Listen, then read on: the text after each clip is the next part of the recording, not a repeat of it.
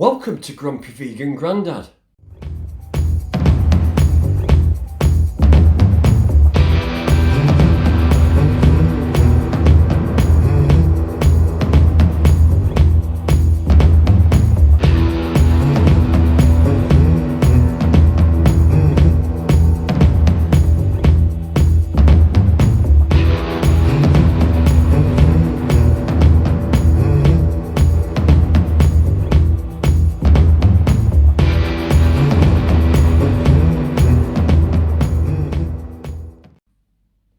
Today's takeover day, and today's takeover is Rebecca, aka the vegan pixie warrior.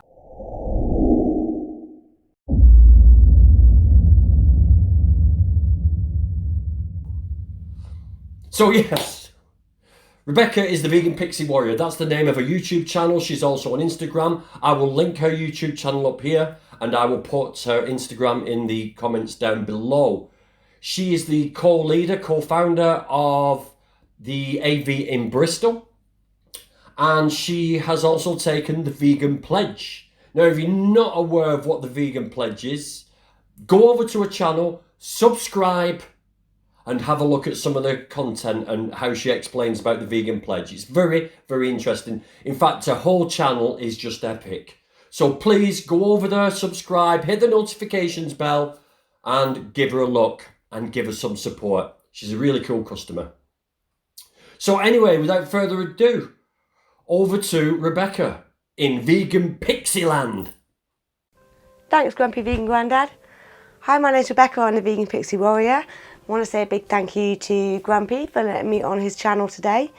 Today, I'm going to be showing you some footage from a Cube of Truth in Bristol that happened at the weekend. I'm the co-organiser for it and have been running the Cube of Truth for 2 years in November in my local city.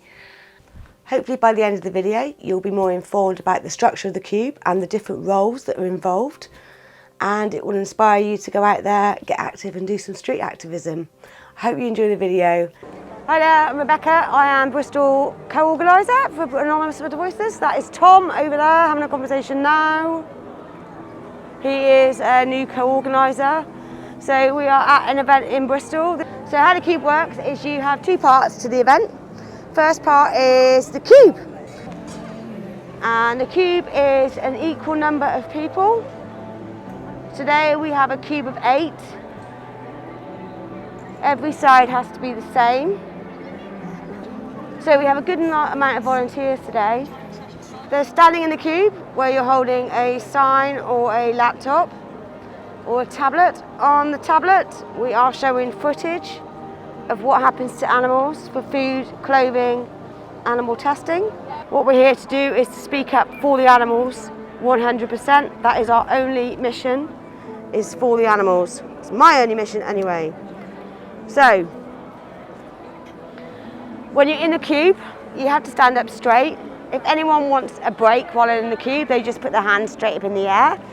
If we see a child watching the footage and there's not an adult with them, we again ask the people in the Cube to put their hands straight up in the air so they can alert one of us to come round and talk to the child, find out where their parents are.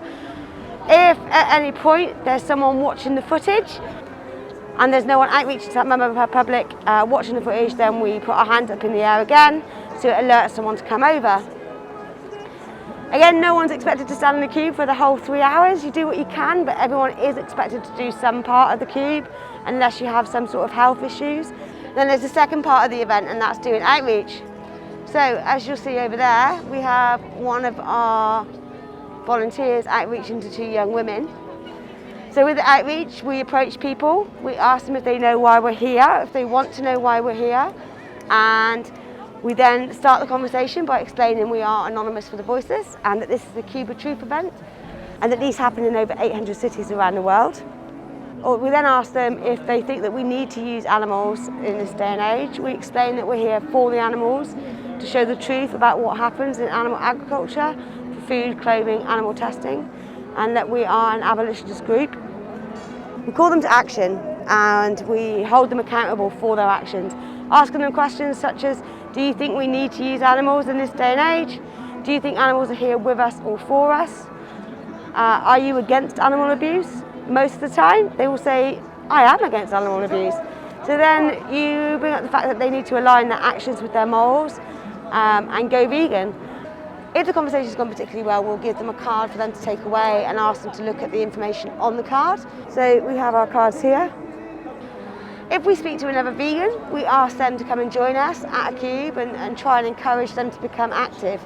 We don't say try veganism. We are not a Meatless Monday group.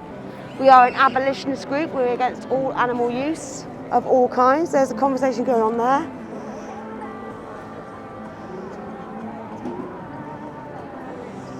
So yeah, there's been some good conversations today.